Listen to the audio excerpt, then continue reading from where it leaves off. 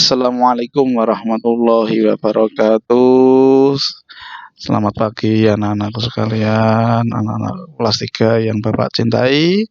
Hari ini kita pelajaran pendidikan agama dan budi pekerti. Kita membahas pada pelajaran 8, yaitu asik bisa membaca surat Al-Kautsar, ya. Asik bisa membaca surat Al-Kautsar. Kita langsung saja pelajarannya. Pelajaran 8. Asik bisa membaca surat Al-Kautsar. Anak muslim tentu sudah hafal surat Al-Kautsar, ya. Kita baca terus surat Al-Kautsar biar hafal. Suratnya kan pendek, guys, di situ. Selain termasuk surat terpendek dalam Al-Qur'an, surat Al-Kautsar ini juga mudah untuk dibaca, ditulis dan dihafalkan. Surat Al-Kautsar ini turun sebelum Nabi Muhammad hijrah ke Madinah. Nah, ayo belajar surat Al-Kautsar dengan baik dan benar agar Allah senantiasa memberikan ridhonya kepada kita sekalian, sehingga kita termasuk orang-orang yang beriman dan bertakwa kepadanya. Amin. Ini pelajarannya nanti dari membaca kalimat surat Al-Kautsar, menulis kalimat-kalimat dalam surat Al-Kautsar, menghafal dan makna surat Al-Kautsar. Sekarang membaca surat Al-Kautsar. Surat Al-Kautsar terdiri atas 3 ayat. Nah, ini termasuk surat pendek. Kata Al-Kautsar berarti nikmat yang banyak, ya. Al-Kautsar berarti nikmat yang banyak. Al-Kautsar ini juga dapat bermakna sungai di surga.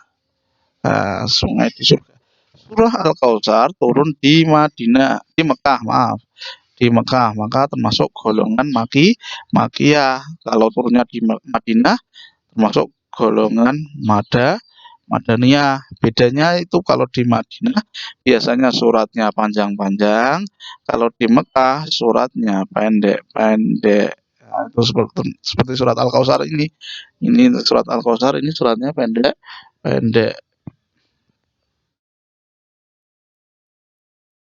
Sebelum baca surat Al-Kautsar, kita awali dulu dengan membaca ta'awud dan bismillah. Ayo kita baca bersama-sama lagi, adik-adik. Anak-anakku, kita baca bersama-sama. Ayo. A'udzu billahi minasy syaithanir rajim. Yo, ditirukan nggih. Ditirukan yo.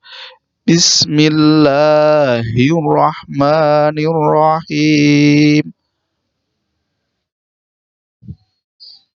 Inna a'tainakal kautsar.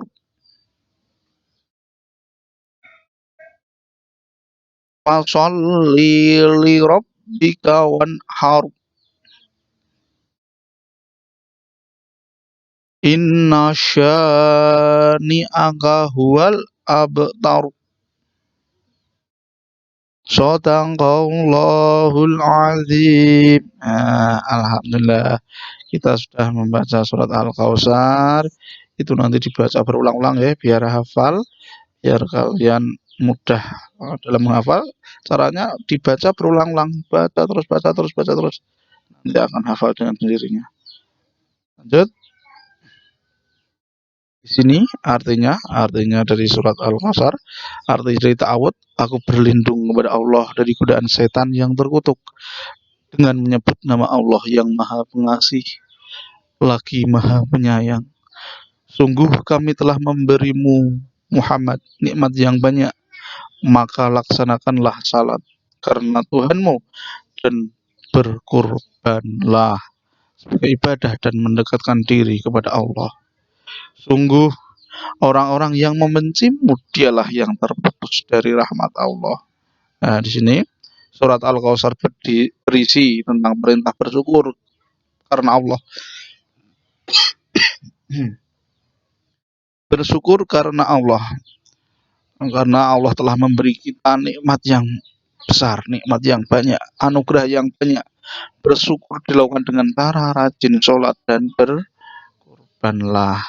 orang yang tidak bersyukur maka nikmatnya akan terputus.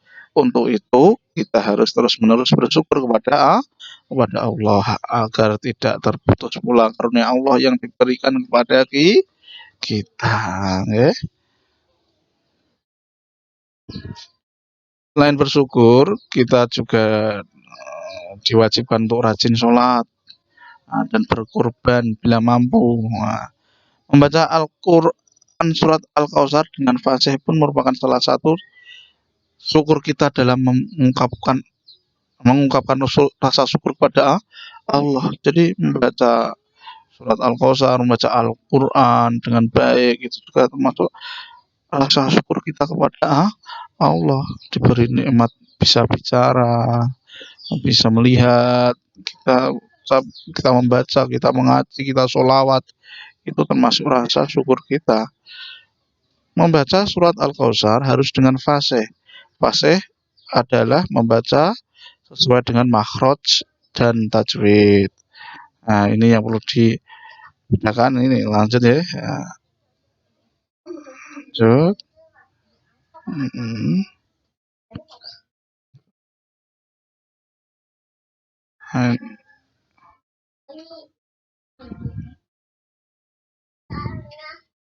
Nah, ini dihafalkan anak-anak.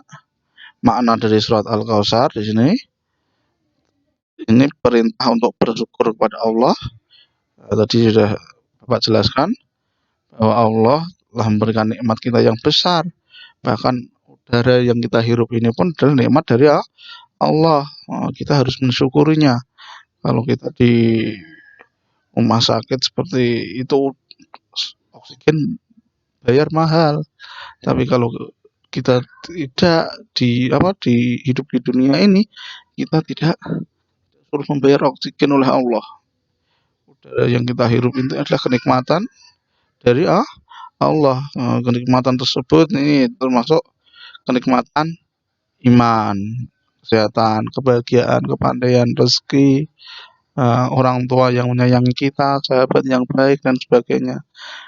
Pada ayat kedua, Allah memerintahkan kita bersyukur dengan cara menjalankan salat dan memberikan kurban.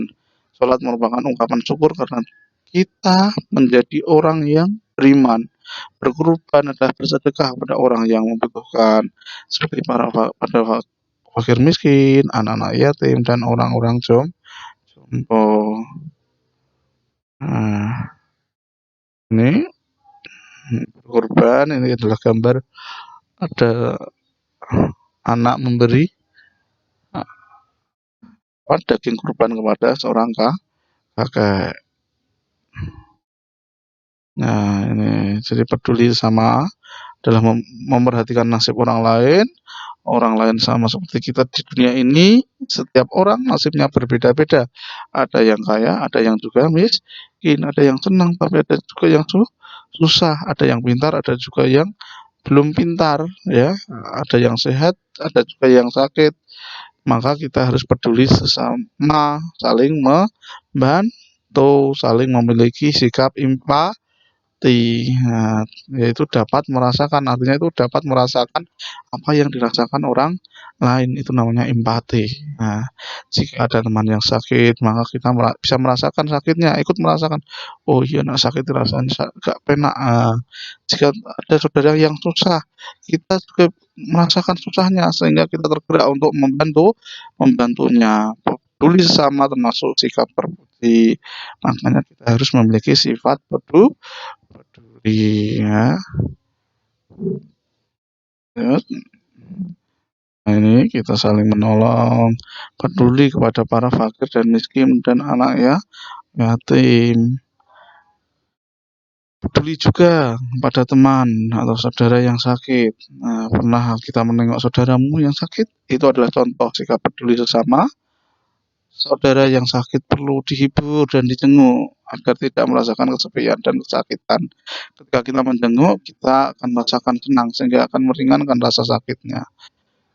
Jangan lupa kita menjenguk, berdoa kepada Allah agar disembuhkan sakitnya. Peduli kepada tetangga yang jika terkena musibah, misalnya ada banjir, ada tanah longsor atau ada